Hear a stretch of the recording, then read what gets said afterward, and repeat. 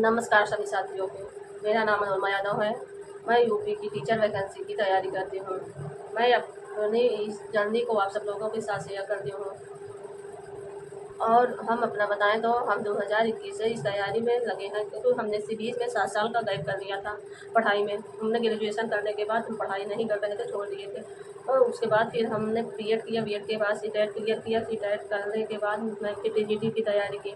TGT में मेरा 21 point, तो हमने उतना ज़्यादा नहीं तैयारी कर पाई थी, क्योंकि मुझे अच्छा तब सही से सिलेबस सही समझ में आ पाया था। और हम जहाँ से कोचिंग लिए थे, पढ़ रहे थे, वहाँ भी अच्छा से पूरा सिलेबस नहीं पढ़ाया गया था। तो हम अब फिर उसके बाद उसमें हमारा 82 ही क्वेश्चन सही हुआ, जिसमें मेरिट गई थी 106 लगी थी, और हमारा सिलेक्शन उसमें भी नहीं हुआ। और फिर हम 2022 की वैकेंसी में फिर प्राविधिक कला का मौका मिला, फिर हम उसका फॉर्म डाले। प्राविधिक कला में हमने 4 साल अथक प्रयास किया, जिसमें हमारा 116 क्वेश्चन सही था और 4 क्वेश्चन मेरा दो बोला भरने में 2 क्वेश्चन गलत हुआ, और कन्फ्यूजन 2 क्वेश्चन अपने पढ़े हुआ पता नहीं कैसे गलत हो गए, समझ में नहीं आया।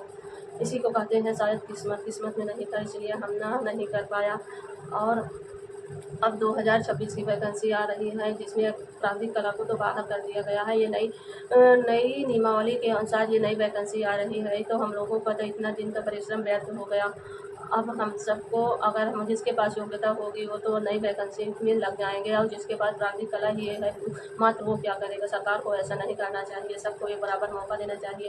और घर में बैठे रहने से अच्छा है कम से कम हम सब भी अपने सफ़र में आगे बढ़ें और बता सकें कि हाँ, इस उम्र में भी हम गृहस्थी में रह के भी कुछ कर सकते हैं। क्योंकि बहुत सारी महिलाओं को हमने देखा है जो 37, 40, 45 की उम्र में अपनी जॉब को पाया है।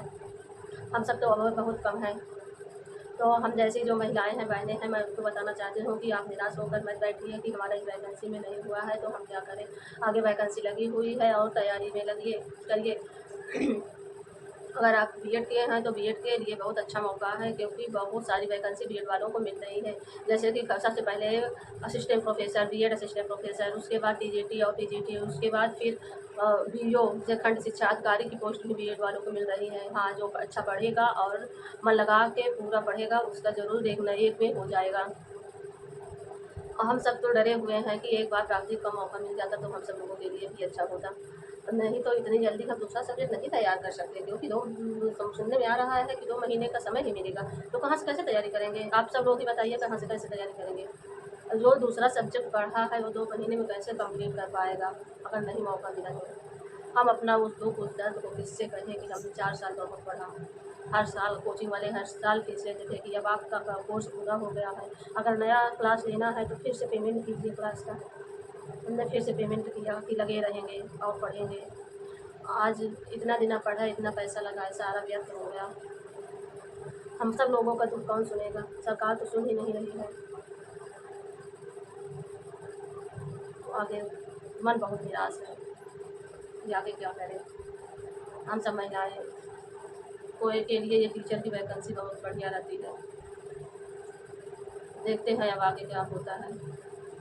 अगर मौका मिलेगा तो पढ़ेंगे, नहीं तो नहीं पढ़ेंगे।